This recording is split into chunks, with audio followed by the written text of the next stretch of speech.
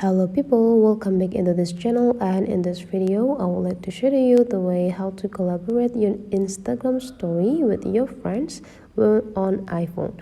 So the first thing you have to do is open your Instagram application and make sure that you are signed or logged in with your account.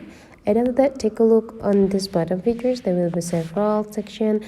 You can choose either you can stay in home sections, or you can also click this plus button to create the story.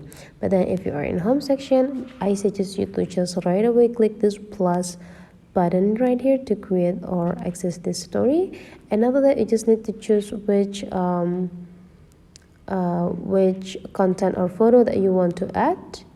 You can adjusting the size first, and to add a collaborator or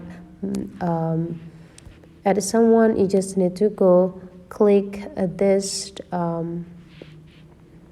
alphabet symbols, and after that you just need to go click this mentioned, and you just need to find the account that you want to collaborate with and go click done. You can also place the tags or mention in the specific part that you want to have. And after you're done, you just need to go click your story and you're done.